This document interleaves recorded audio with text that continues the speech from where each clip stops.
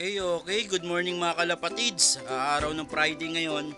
Meron tayong kargahan mamaya mga kalapatids sa club na CHPA, CSW, RPC, tsaka sa Capcom mga kalapatids. So good weather tayo dito sa lugar ng Dasma ngayon mga kalapatids. So gagawin natin, tapos na magpakain si partner kanina ng ibon. So magpapaligo naman tayo ng mga ikakarga natin mamaya mga kalapatids.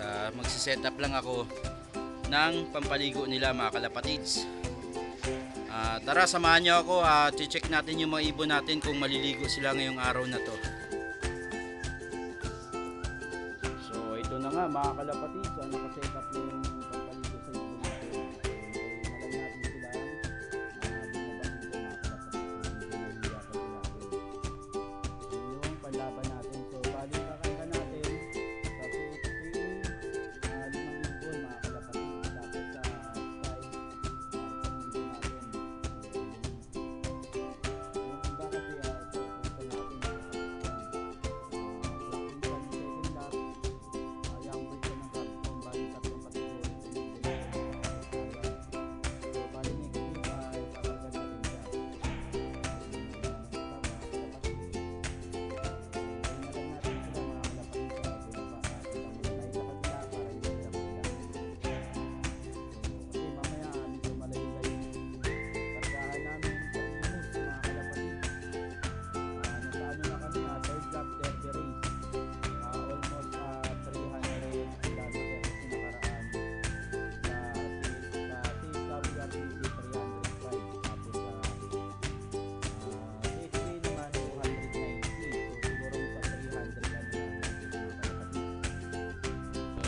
Natin mga kalapatids ang ibon natin. Naligo na ibon natin, iniwan ko kanina pag-akyat ko. Ayan na sila, nagsaliguan na sila mga kalapatids. Ito ibon natin. So bali anime kakarga natin mamaya sa third lap derby race. Almost 300 km na tayo mga kalapatids. So 5 ibon natin mga kalapatids. Live tayo sa CHPA. Sa CSW RPC naman, nagbutas yung ibon natin nung first lap.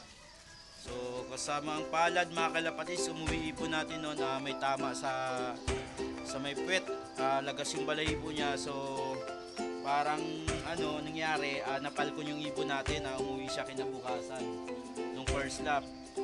Medyo gumaling-galing na siya mga kalapatids, nag-clock yung ibon natin, ayun si Tim, nag-clock siya ng second lap, nag-speed ng 1,039.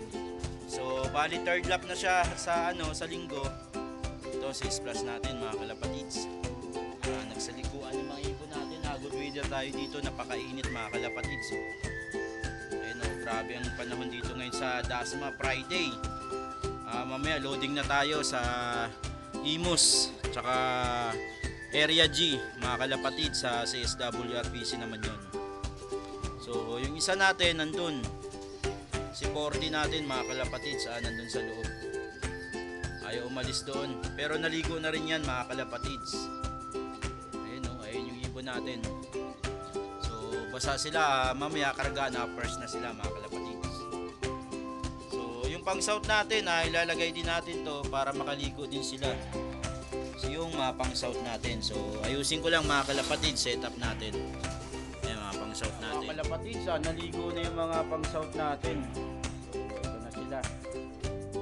So talagang fresh na fresh yung mga ibon natin. Yung ibaw. Sa sobrang init ng panahon, kailangan din natin paliguan yung mga ibon natin mga kalapatids. Sa sama ng panahon ngayon, uso yung mga sakit na going light, one eye cold sa gawa ng panahon pa iba-iba mga kalapatids.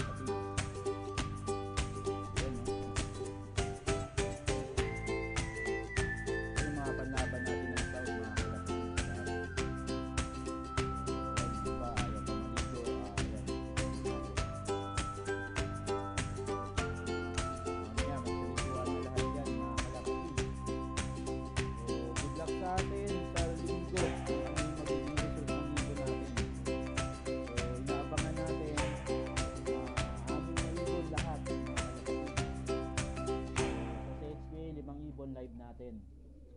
Bali yun, young bird, old bird, tapos sa CC, 3 ibon live natin doon.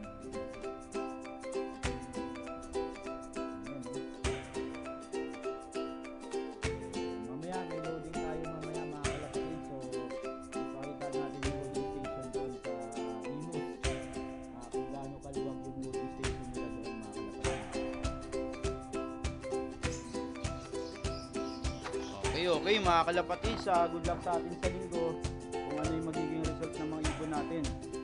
So sana good news tayo sa linggo yung magiging, sana sa linggo good news sa pauwi ng mga ibon natin mga kalapatids. Good luck sa atin lahat.